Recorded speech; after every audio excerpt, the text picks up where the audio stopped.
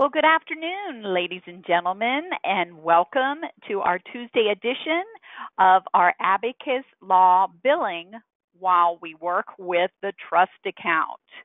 My name is Perry Paxton Lafferty, and I'll be your host today as we go through our webinar on our topic. A couple of things. We are recording this session. So I believe beginning tomorrow it is available if you all would like a copy of it to put wherever you'd like on your server so you can refer back to it if you need to. Also, there is a question section of the GoToWebinar panel where you can type in questions, and after I'm done with the presentation, I'll try to answer those questions for you. Also, if you think about a question in the middle of the night, and it doesn't have to be about what we look at today, please submit it and somebody will get back to you with an answer. You can always write your questions into webinars at abacusnext.com, and we're happy to answer any questions you have. All right, to get started, basically, here we are in Abacus Accounting. I'm sure you all are very familiar with this side of the program.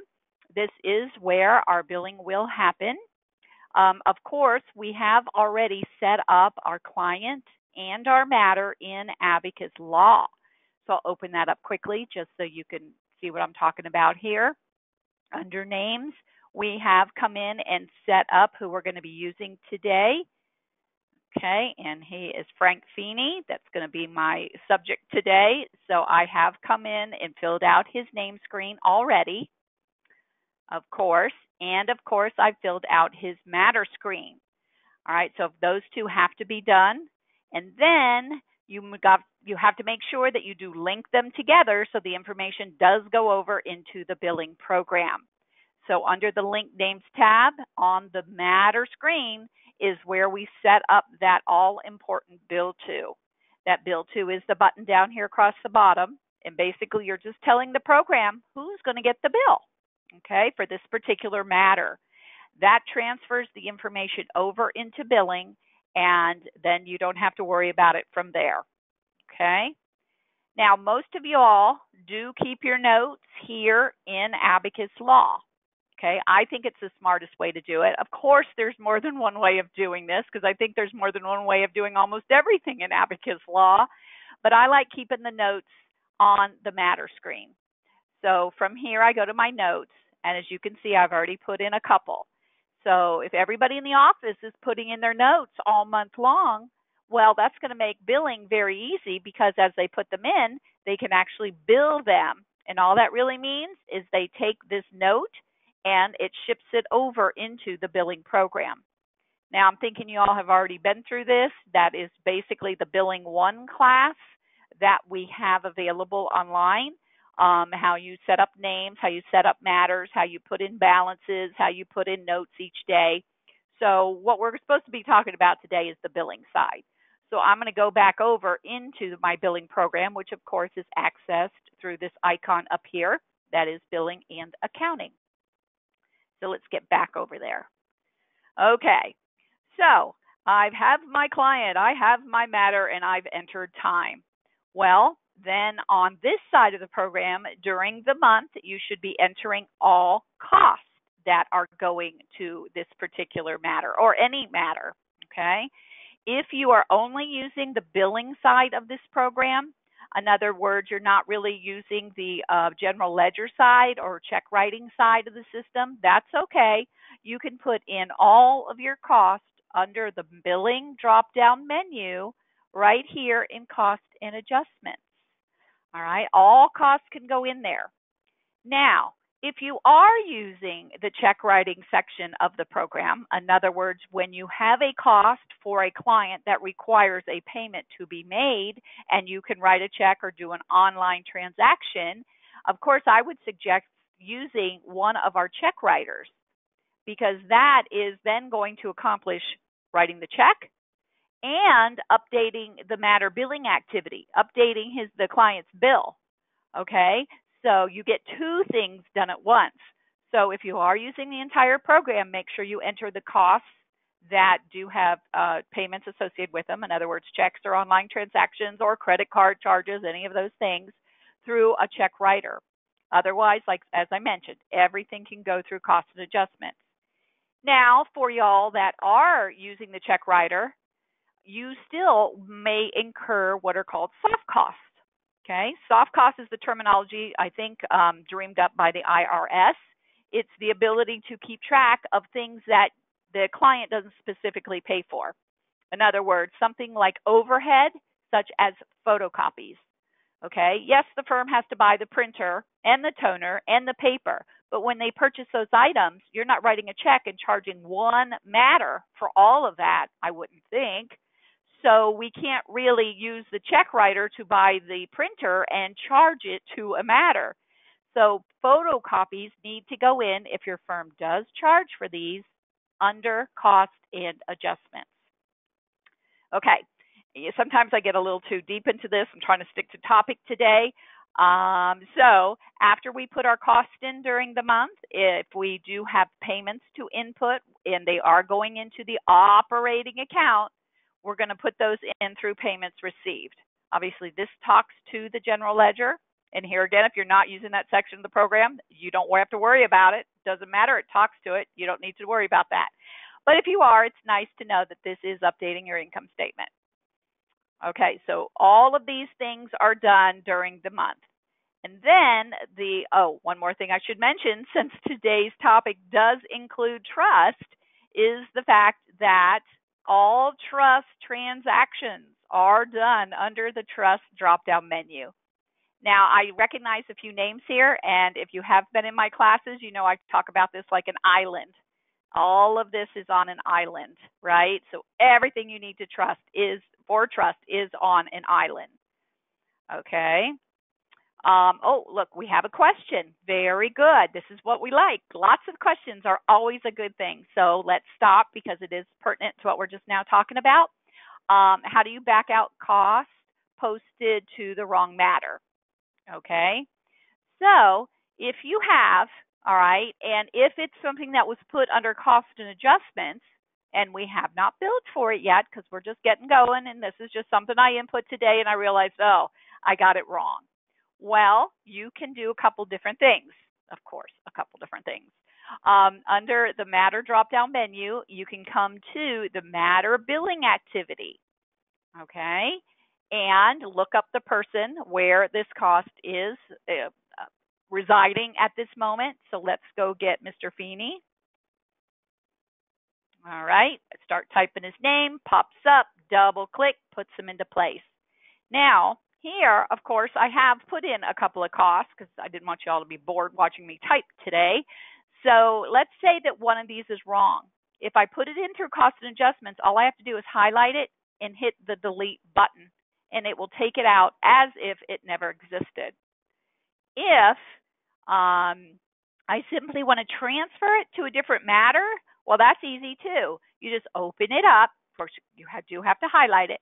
You open it up, and now you can change the matter number, and it will take it away from Mr. Feeney's matter and place it on whatever matter I choose. Okay, so those are two very simple things. Now, of course, if you have charged the client with a cost and you've billed him, okay, makes all the difference in the world whether you've billed him or not. If you have billed them, then Abacus is very stingy about letting you delete things, right? Because it's thinking, oh my gosh, the guy got the bill. This was on it. Why are you just deleting it off of there?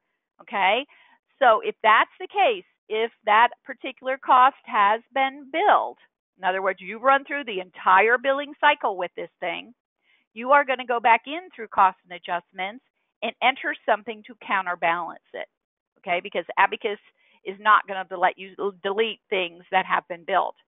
So I would come back in here, okay, pick the appropriate date. You're probably going to want to show it on their next bill. Pick your matter, of course. There we go. And I would actually use the same code as I did before. And photocopy is probably the best. Let's say we did bill for them. And then put in the amount of the credit. Okay. Now, down here is where you manually have to change this to be a credit.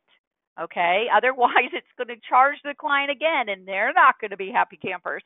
So make sure you do charge it to a credit. If you want to put something in the description saying what you're doing, that's always good so they can see it on the face of the bill. I would leave it unbilled because that means it's going to show up on the next bill we create. Okay, now this is important, so let's just go through this a little bit more carefully. Bill types. What do these two things mean? I know this is very confusing. I don't even think this is in the dictionary. Abacus just made up some words. So unbilled, what that means is it has not been billed to the client. It is new stuff. Okay? Billed means it has been billed to the client and it's old stuff. Old stuff all calculates together, and that is the prior balance on any bill. If the prior balance has a number, you can look on their matter billing activity and add up all the billed items minus the credits, and that's going to be the prior balance. So you'll be able to tell. Now, we never want to put it as billed because then the client doesn't see our change. And they're really going to wonder what's going on. Why did the balance change from my last bill to this bill? So please be very careful here. Unbilled is the norm, what we usually use, because it does mean new stuff, so it's going to show up in the new part of the bill. It's not going to be in the prior balance. So back to my story that I interrupted myself with. We're making a credit for this because I billed them for it and I didn't mean to, so I offer the credit here. I mark it unbilled, and I do not write it off, okay, because they are, this is not a write-off. And you hit save, and you post it. When you hit save, it comes up in red, letting you know this is a credit. So, Elizabeth, I hope that answers your question about how we fix what we've done if we've posted them and realized it's wrong.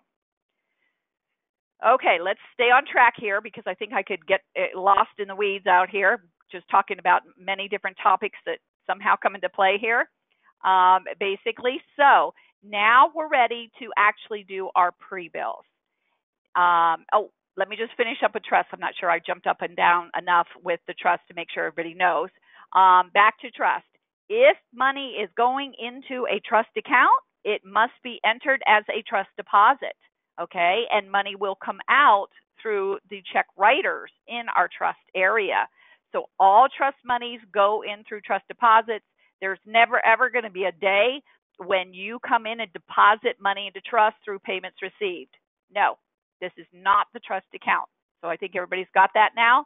Trust is here on my island where all my trust transactions happen. If it needs to be done in trust, it's done off this menu. All right, enough about that. So now we're ready to do pre-bills. Now, I know the title of our class is Billing with Trust, okay? The pre-bills will show you what's going on in the trust, okay? But it's not going to take any money out at the preview stage. It's simply showing you what's there. So let's go in and look at pre-bills. We open up billing, and we go down to pre-bills. Open that up, and now this big old box is simply going to list who it is we want to process bills for. We haven't chosen it yet, so that's why it's empty. So I'm going to come over here to add and click on that because I want to add matters into my request list. Okay, so I come here, and I have two different ways of doing this. I can bill by a big old group all at once, or I can come in and select them individually. Now, the good news about learning about all these choices is you're going to have these same exact choices when we do the real bill. So learning them now is a good thing because it's going to work exactly the same to move to our next step. It's just there's two different screens, and this one does not really get into trust transfers right yet. So what we have here are asterisks, right, with all of our selections. That basically is telling Abacus, okay, go get everything. I don't want to sit here and choose different timekeepers or different billing frequencies or different clients. I just want the program to go get everything that's in here. I like that, except now we have to think about how we're going to sort it, okay, and I'll show you that in a little bit. But this means go get everything. But I always like to come in and put in a filter here, and this is my penny. Because if I put a penny in here in the box that says at least X dollars, what that means is it's going to go pull matters, okay, all of my matters that have something on them. If I don't put this penny in here, it can just go get all the matters and there may be nothing on, some of those pre-bills, and now I've just wasted paper and my time printing all those out. So I like the filter here, okay? You can change this to be whatever dollar amount you want, but it's kind of telling the program, okay, go get pre-bills for all of my matters, but make sure something's on them. And that something could be a balance, a time ticket, a cost, something to do with trust, any kind of adjustment, all right? Any of those things qualifies for go get it, okay? If one of those things is on the pre-bill, it will come up. Now, obviously, there's other things we can also do. We can say also get my matters that I've placed on hold, all right? Some folks, if you place a matter on hold, my worry is that, oh my gosh, I'm going to totally forget about them and I'm not going to get back to their case, or I'm not going to enter their time because I've put them on hold. Well, this way you can check on them every now and again. And if you say pull them up if they're on hold and they have something on them, well, that's even better. And this is my favorite one right here. Include closed matters. Now, yeah, we're supposed to be closing our matters as we go through, right? We're done with the case, we put in a close date. Doesn't delete stuff out of the system, but it just keeps it from coming up. Well, what if somebody closes something and it has a balance? You usually close in AbacusLaw, and you will get a message if there is a balance. But that doesn't mean that everybody reads those messages, right? They just flip in there, just pressing that keyboard as fast as they can go to get their job done. Well, even if they close it and it does have a balance, if you check this box, it will go get that because it's saying you bring up my closed matters, but make sure something's on them. In other words, they have a balance, or maybe some new time that's been entered after the close date, or a cost entered after the close date. And then we kind of have to decide what we're going to do about that. Is it really closed, or did we just, jump the gun a little bit? Okay. So yeah, you can make these choices. EOM means we've set it up for a billing frequency of end of matter, EOM. And sometimes people will put something to be billed at the end of the matter. I know contingent cases are usually done at the end of the matter, so maybe every now and again you want to see your contingent cases with the pre-bills, all right, just so you can make sure you know what's happening and nothing's falling through the cracks. So that's a good thing. And of course, this one says outright that it's contingent matters. So depending on how you set it up, you can pull them either way. So by doing this, this is going to go generate a whole bunch of pre-bills. And I don't want to waste our time today while we sit here and let the program do its thing.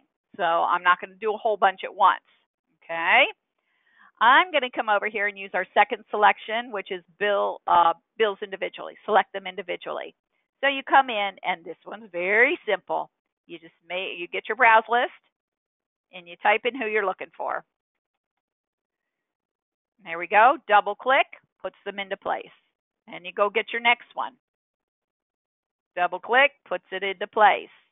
All right, so you can just go through this as many times as you need until you have everybody you want here. Obviously, this takes a little more effort on your mouse and your fingers rather than bill by group, but either way will work. Now the dates, we do need to talk about our dates. Those are important. Okay, I see another question popping up. Let me get through the dates and I will answer that one. That's a good one too. Date of bill, believe it or not, I have no rules. No rules. You put whatever date you'd like in there. I'm not going to say a word, okay? But the start date. Anybody who's had my classes knows we don't touch this. I know it looks strange, but it's a good kind, right? It's the kind that's going to make sure your prior balances aren't left off the bill. Because if I change this to be June 1st, because I'm not listening to what I'm saying, I change it to be June 1st. If I have a prior balance of May 31st or earlier, none of that will be on my bill. And now I've just lost a bunch of money. So the pre-bill does show this date. The actual bill does not. So the clients aren't going to think you're crazy. It's just it's working for you. Now, of course, if you do leads billing, electronic billing, if you're insurance defense, you usually do have to change this because the third parties, the portals you have to ship your bills through, don't necessarily want to see this date. They want only 1 month at a time. But everybody else, we don't touch that. Fees and cost cut date? Well, maybe I'm doing my May billing and I don't want my June stuff to go on my May bill because I just want to show the client all the time I did in May and all the costs for May. Well, I can cut this off as of May 31st and the system will read and only pull out everything that's prior to whatever date I put in here. Okay? And the payment cut date. Now, that one obviously is separate from fees and costs because you all probably know if something like a payment does not show on a client's bill, you're going to get a phone call guaranteed. All right. First thing, they get that bill, boom, boom, boom. They're calling you on the phone going, wait a minute, I don't see my payment. So our payment cut date, my idea here is to make this always be the current date. That way, any payments you've input, of course, you had to input them and posted them through the date will show. So this way, you could show payments through today's date, but only show time through May if, in fact, you wanted to do that. Now, I saw another question, and let me go back to my questions here. Oh, come on. Of course, now I can't get to them. Is there a way to pay costs on a flat fee without having the clients paying that cost? Okay, so let's say you have a client and it's a flat fee case, and you say, okay, Mr. Feeney, it's $2,500 to handle your case, and that includes all your costs. All right. Well, perhaps you want to keep track of your costs so you know how much the cost really did cost you. You can do a couple different things here. The one that will keep it on a matter-by-matter basis, okay, is I would go still and enter them through cost and adjustments, just like you normally would. And the big difference here is this little hold status right here down in the left-hand corner. You fill out the information just like normal. You're going to charge it through to the ledger, but this will keep it from appearing on the bill.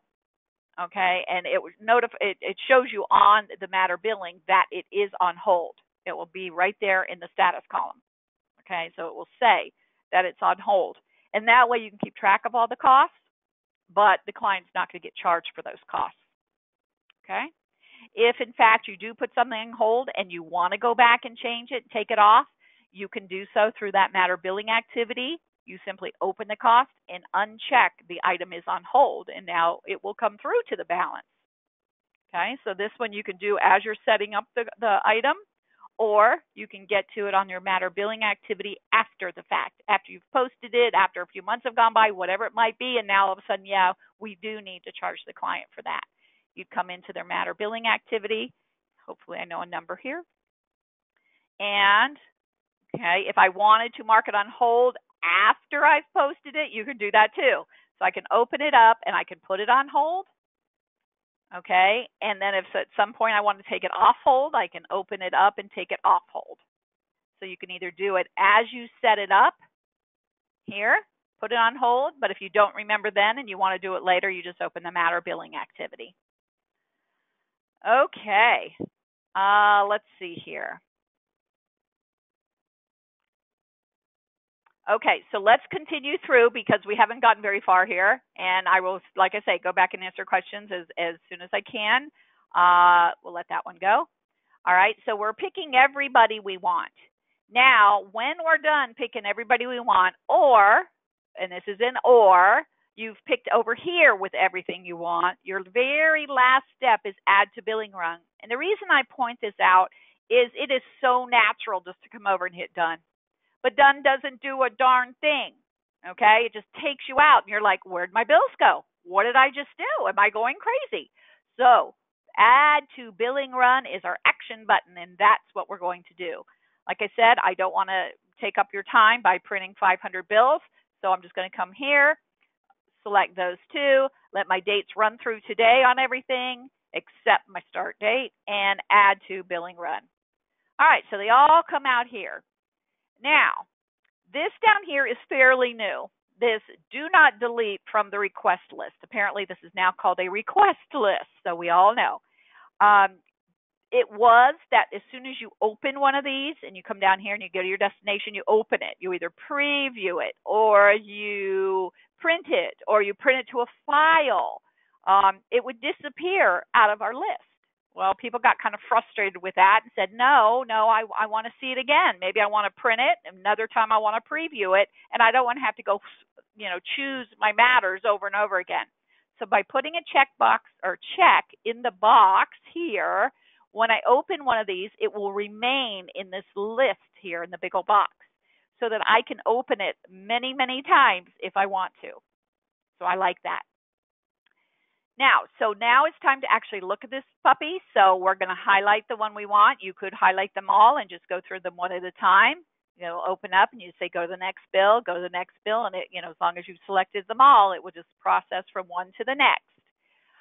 Preview, of course, is going to put it on the screen so we can see it, and preview so we can edit it.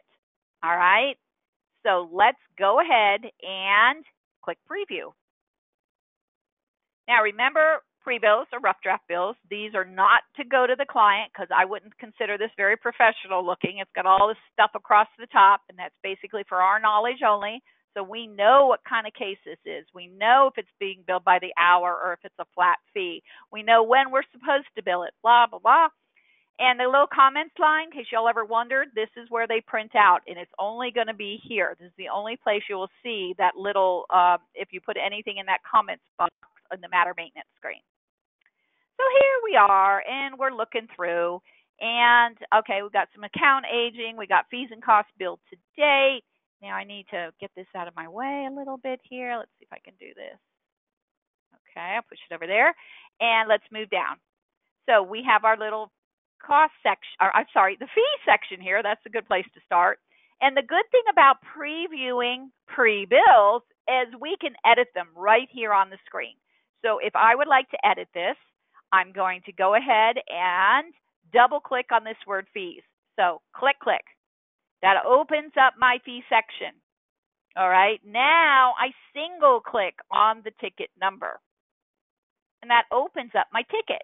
And now I can make any changes I want here, and they are permanent changes. So if I want to, let's say I want to change the amount of hours, I can do that. If I want to change the date, I could do that. If I wanted to change who did the work, I can do that. I can change the type of time ticket. I can, of course, change the text. Okay? So once I'm done, I hit done, and Abacus is going to remember these changes as permanent changes. The one thing this does not do is go back and make changes in AbacusLaw. That note is still the same note you started with. It only makes changes here in Abacus Accounting.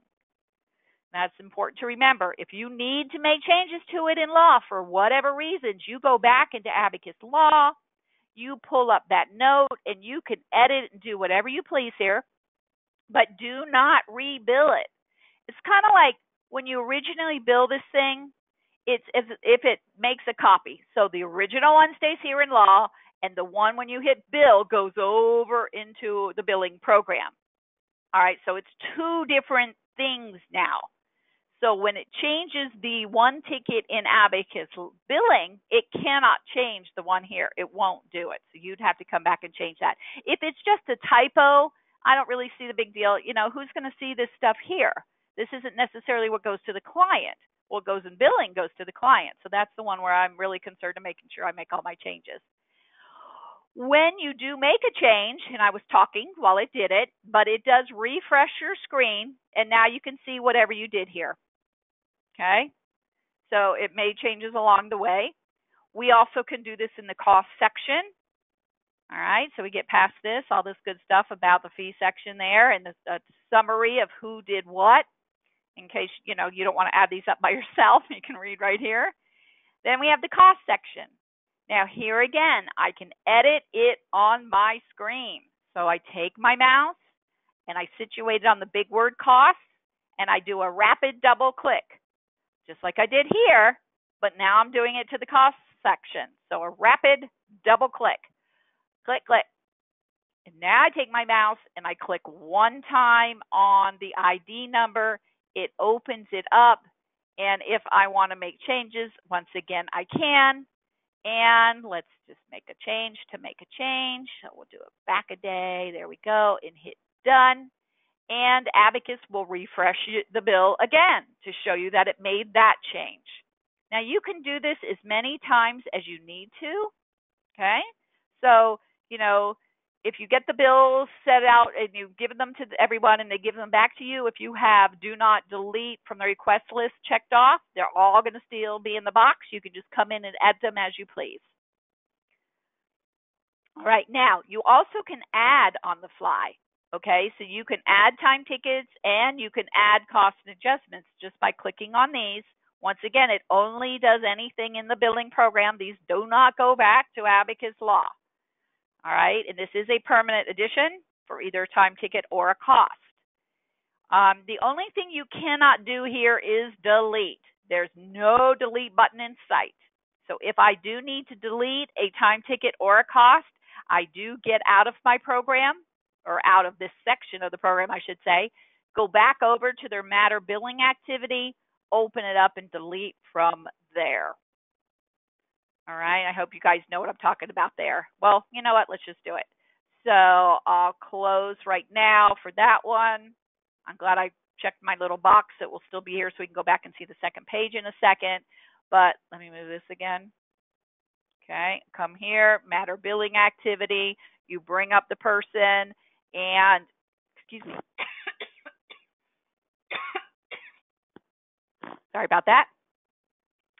If you check this little box right down here, it says include unbilled time, then those time tickets come through as well. So not only does it show my balances and it show my costs, I can also get to my time tickets here. So I'm back to my matter billing activity. I highlight one of them. I click open, and it opens it up. So I could edit things here. I like editing on the pre-bill better. The reason I came back here was to show you do have that delete button. So if you wanted to delete something, you'd simply highlight it and hit delete, and it's gone. Okay. All right. Oh, my goodness. Look at the time. Okay. We got to keep going here. All right. So let's get back in there and look at the second page of that pre-bill. Woo! I knew I'd get off track. I always do. All right. So let's go over to page 2. Page 2 is the summary. All right. So it's showing a prior balance. I have not put any payments in on this one. There's his current fees from the first page. Here's current costs from the first page. And all these zeros, it looks kind of funny, but Abacus is checking. It's going in and checking and making sure there shouldn't be any sales tax on costs or fees. In other words, it's looking at all the setup that you've done, and it's coming back through to show you that it couldn't find anything for these items. Then, of course, down here, it's telling us what's going on the trust side for this person. I did have $1,000 in there, okay, and it just went ahead and shows me that he has $1,000 in his trust account. This particular, on a pre-bill, it's not going to show you that you're deducting the $1,000 or anything like that. All right, it's just showing you what's going on. Then, of course, at the bottom of this thing, there are the selections. If somebody does, want to mark these, I had one client that really, we lived and died by this, whether we're billing for fees and costs, fees only, costs only, or just don't bill this one at all. So that's the idea. All right. So now we actually are going to go over and go to the second step. All right, so the second step, of course, is doing your actual bills, the real McCoy. So we come down, and after pre-bills is print bills. All right, so this is where we're going. After we fixed everything we want to fix, we go to the print bills. We open this up. Oh, boy, don't you love it? Okay, hold on just a second. Please don't mind what's going on here. I have to shake this up a little bit. So we're just going to go here and reopening and hope it behaves. All right, let's see if I can find a question while it's re-looking here.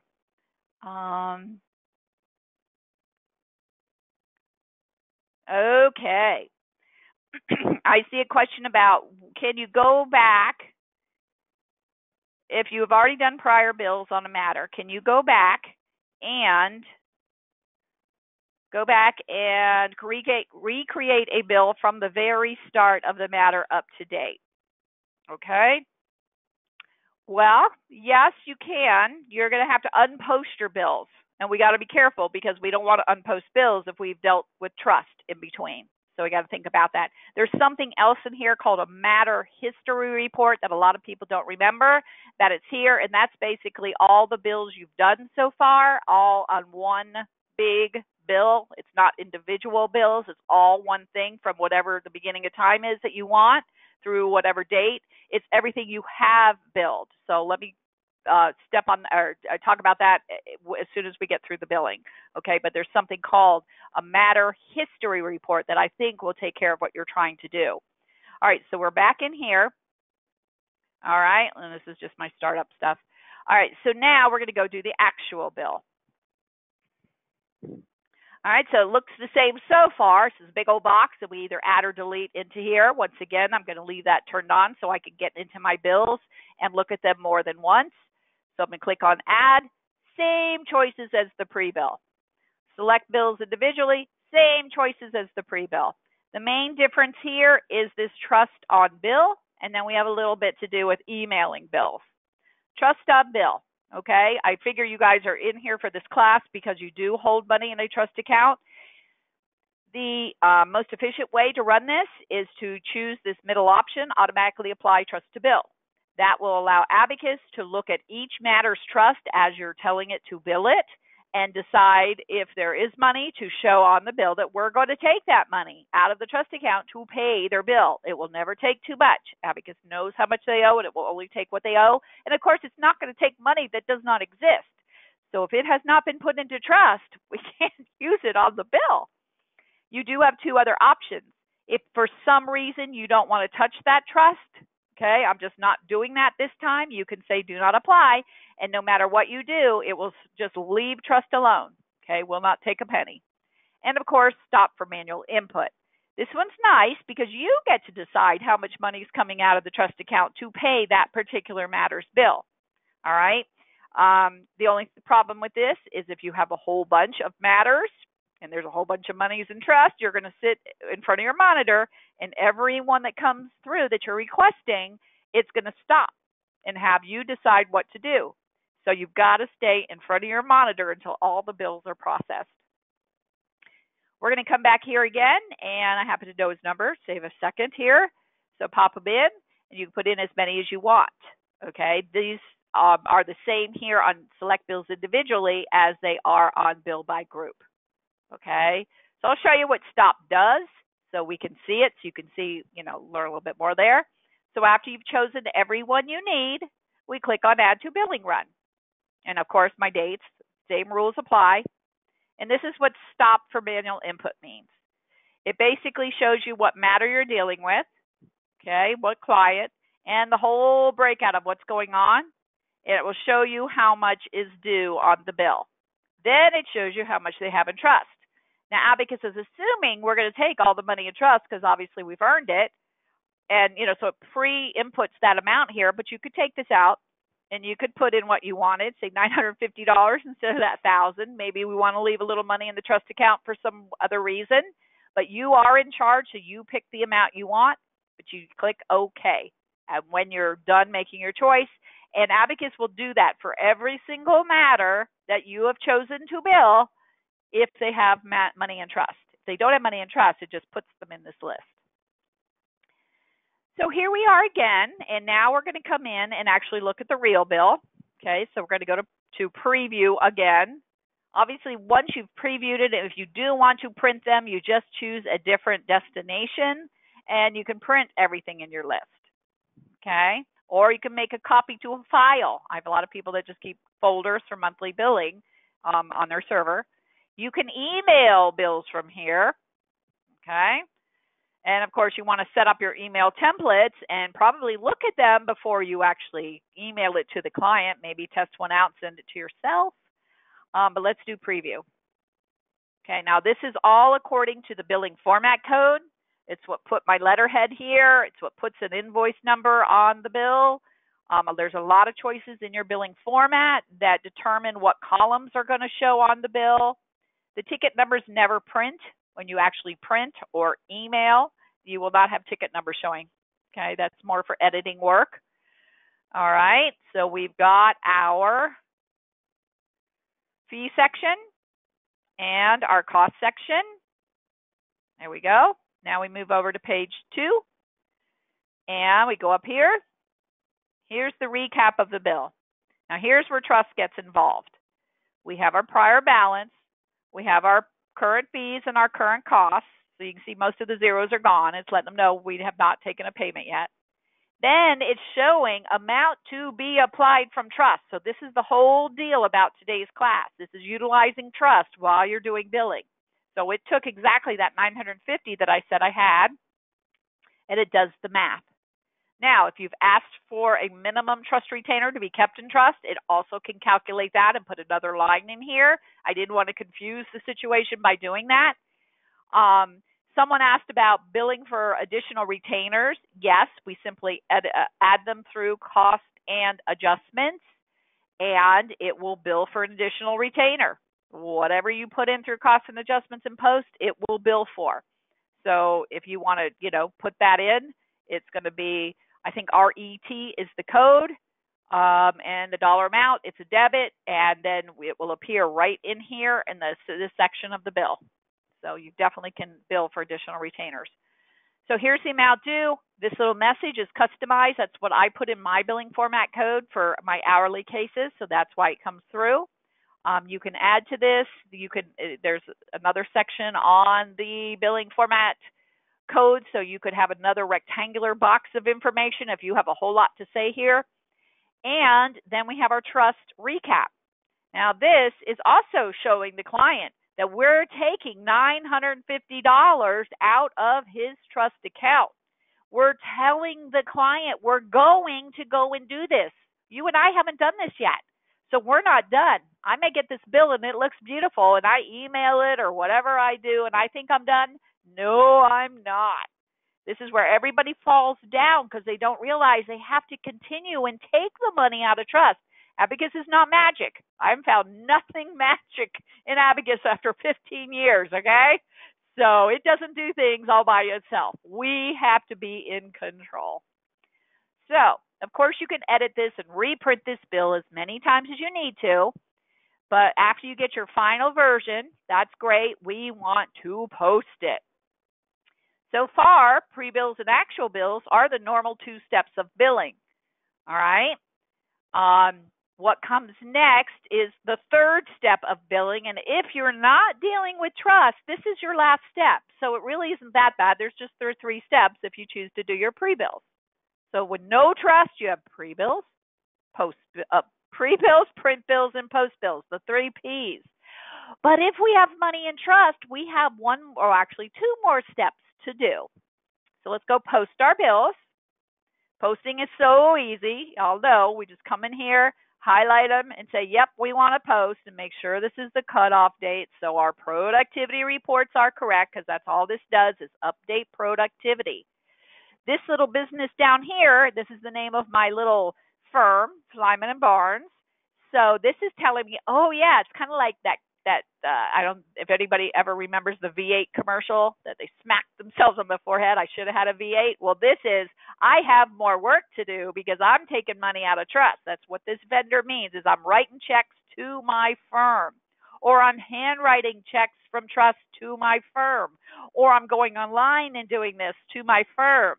Okay, so this means I have more work to do. So we take it and we go to post. You also want to make sure this little box is checked so that this takes you directly into trust. This takes you directly to the trust check writer. Now, what if you don't want to write a check? What if you're going to handwrite the check or you're going to call the bank? We still got to go to trust and do it. All right? The only reason I would say not to have this check mark is if you promise you'll do it all by yourself later, because there'll be no reminder that you need to do this. This makes you have to do it right now. Okay, so I'm going to leave that marked, and I'm going to hit post. Posting date, cutoff date, looks good to me. And you can see it does all that posting business, and I don't even want to go into that. But it also, when it's done, goes to trust, opens it up, opens up the trust check writer, and says, okay, what's the first check number you're putting in your printer? Because we're going to go start taking care of check writing for trust right now. When I say it doesn't wait, it does not wait. So I come and I say, okay, well, there's a couple different things here. We say, okay, now, are we really putting checks in the printer? If you have the pre-printed checks that you can insert into your printer, that's great. You say print checks only and give it the appropriate check number.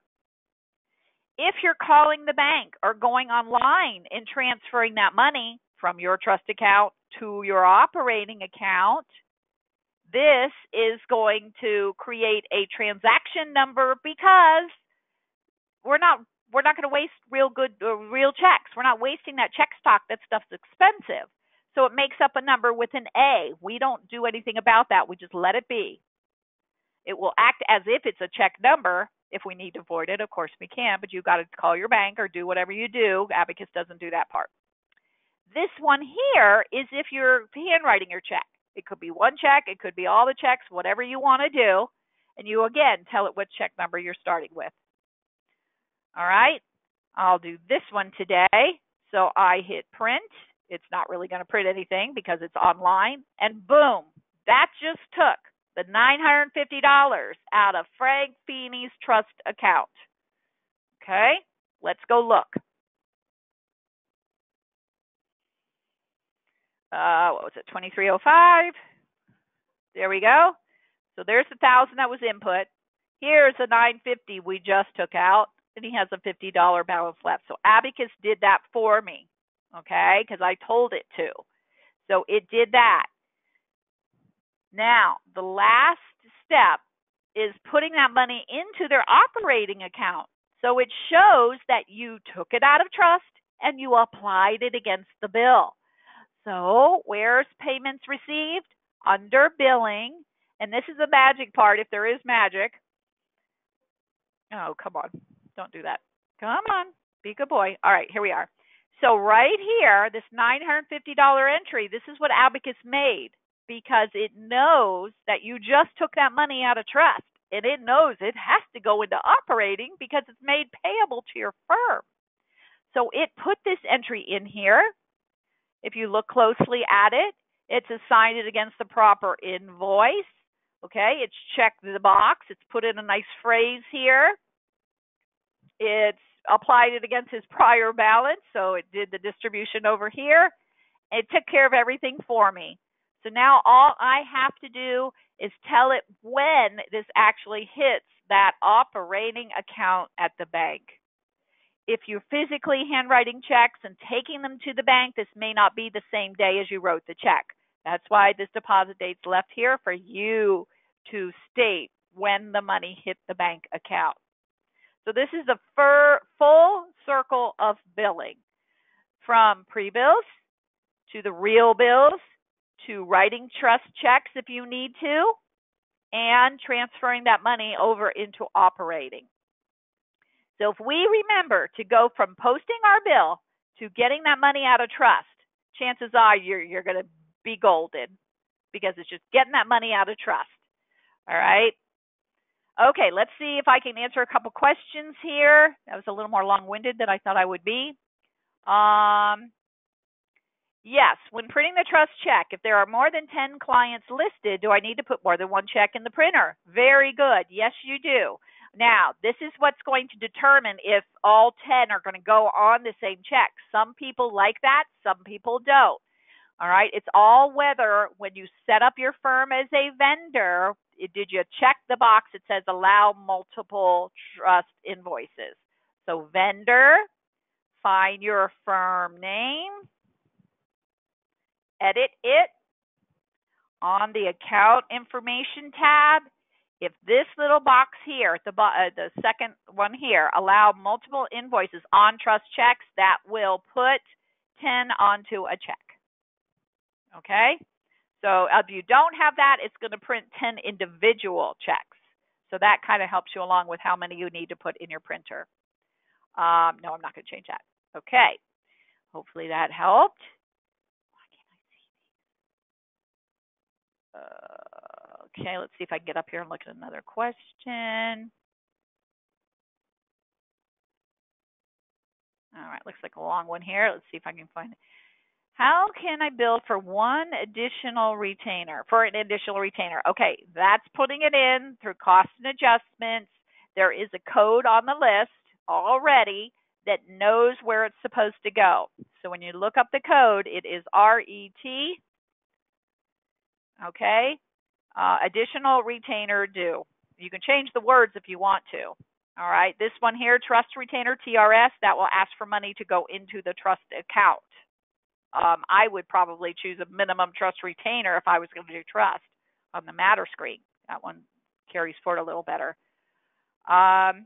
Okay, I have switched to Abacus Accounting from another accounting program and want to bring accounts receivable forward to Abacus for active cases. May I do this via a journal entry, or is there more preferred method? Well, yes. If you are coming over from another program, you do have to get those initial balances in here. I would say the best way to do that is to use cost and adjustments after you get all your names and all your matters in AbacusLaw the way you want them, and you've done your bill tos, okay, because they have to have that bill to done to even exist. Then you're going to come into cost and adjustments, and here again, this is used for so many things. This is kind of the way we get around everything. So add appropriate date. So if we're starting June 1st, it would be June 1st. The appropriate matter number. The code to use is FEE, as in the word fee. This is the code that Abacus knows that this is a prior balance. Okay? You can see it automatically charges the client here. If you happen to have credit balances in your operating side, your billing side, not your trust side, we're not talking about trust money right here, then you could mark it a credit, but most people have AR, right? People owe you money, accounts receivable, they owe you money, so it should be a debit. But in case you have a few that are credits, you, of course, can change that. And this is the time that Abacus uses this build option because we know this is a prior balance. So that's exactly what it's going to do. It's going to say prior balance. It's not going to say fees billed, but we have to use that particular code. Okay. All right, do we have any more? If I did not get to your question, I apologize. I'm a little, when I'm doing this on my own, I'm a little limited as to what I can see on the screen. Prior bills have already been posted. Way to go back. Okay, let me show you that matter history. I did promise that, didn't I? Over here under matters, there's something called the matter history report. All right, don't be afraid to go in here and try these things. You can't hurt anything. It's just going to show you what you got in there. So this is kind of like pulling a billing format for your history. So you can say which matter you want from when to when. Usually you want everything, and I always use 01/01/1900 for that because that way I know I captured everything. And then I can pick and choose what I want to show up on this matter history report. Probably don't want ticket numbers if you're giving this to the court because they don't look so, professional. But you pick and choose what you want to see on it. And then let's see if I can find the old one here. I think William has a bunch of stuff here. Let's do this. Okay, it's going to go through and show you every time ticket that it can find within your date range. Okay, it's going to show the summary by time ticket, by timekeeper, I should say, and by time ticket type. It's going to show you all the hard costs. So this is kind of like taking all your bills and putting them all together into one document. That's what the matter history does.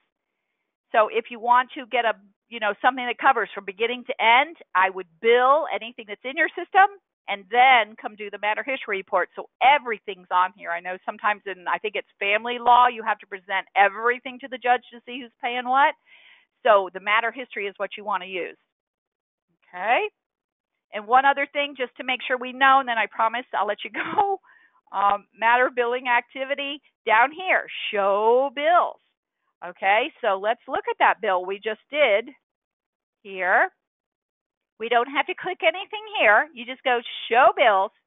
There's the bill, and you can actually email it again if they lost it, or you can open it up into PDF form, and there's that bill. So you also can get copies of your bills this way. So this is one bill at a time.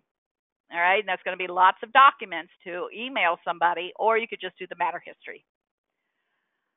All right, guys. Well, I certainly appreciate your time and patience today. And on one more note, we are going to be in Las Vegas. Abacus is going to be there for their annual conference. Abacus Maximus, I believe it's what it's called. I will be there in person. I'd love to meet everyone. If you do make it to Las Vegas, please come by. It's at the Caesars Palace, and I will be where all the trainers are for all the different Abacus products. So it's not just Abacus, it's Amicus and Hot Docs and Office Tools and everything. So I hope to see you there. Oh, I should say when. It's June 24th, 25th, and 26th. So we're going to spend June in Vegas. How much fun is that? All right, y'all. Thank you very much. And as I mentioned, if I didn't get a question answered, you think of one later, please send it in through webinars@abacusnext.com, and we'll be happy to get back to you.